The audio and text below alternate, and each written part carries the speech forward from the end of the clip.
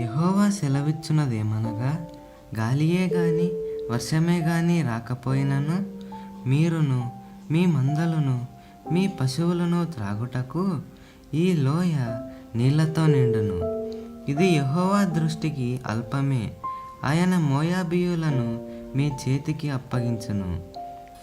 రాజులు 2వ గ్రంథము 3వ అధ్యాయము 17వ వచనము. మానవ పరంగా ఇది అసాధ్యమే, అయితే దేవునికి అసాధ్యమైనది ఏదీ లేదు. చడీ చప్పిడి లేకుండా కనిపించని వైపు నుంచి అసాధ్యమనుకున్న మార్గంలో ఆ రాత్రిలో నీళ్లు వరదగా వచ్చేశాయి. తెల్లవారినప్పుడు స్వచ్ఛమైన నీళ్లతో ఆ లోయంతా నిండింది. ఎర్రటి ఆ ఏదోము కొండలు సూర్యకాంతిలో ప్రతిబింబించాయి. మన అపనమ్మకం ఎప్పుడు ఏదో ఒక సూచక క్రియ కనబడాలని చూస్తుంటుంది. మతం అంటే అదేదో అలజడి కలిగించే తతంగంలా ఉండాలని చాలామంది అభిప్రాయం. మతపరంగా ఏవేవో మహత్కార్యాలు జరుగుతూ ఉంటేనే అది సరైన మతం అనుకుంటారు కొందరు. కానీ విశ్వాసంలో ఘన విజయం ఏమిటంటే ఊరకొండి ఆయన దేవుడని తెలుసుకోగలగడమే. విశ్వాస విజయం ఏమిటంటే దాటరాని ఒక ఎర్ర సముద్రం ఒడ్డున నిలబడి ప్రభువు ఇవ్వబోయే రక్షణను చూడు అంటున్న దేవుని మాటల్ని వినడమే. ముందుకి సాగిపో అనే మాట వినబడగానే మరే విధమైన చప్పుడు సూచన లేకపోయినా మన పాదాలు తడిసిన మొదటి అడుగు సముద్రంలోకి వెయ్యడమే.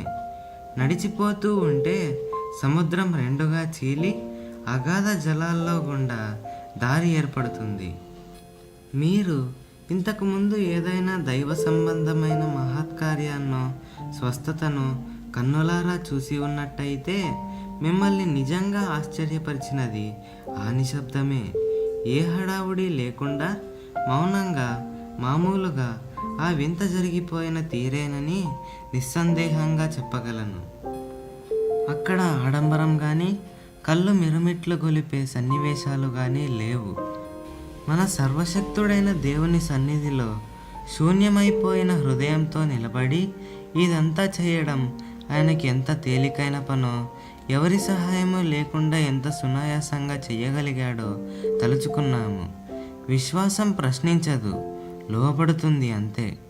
సైనికులంతా కలిసి గుంటలు త్రవ్వారు.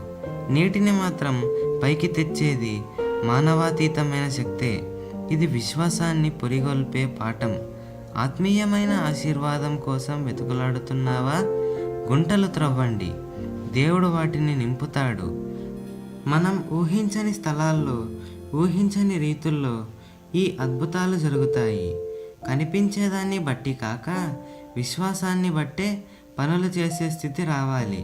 వర్షం కానీ గాలి కానీ లేకపోయినా దేవుడు గుంటల్లో నీళ్లు నింపుతాడని ఎదురు చూడగలగాలి.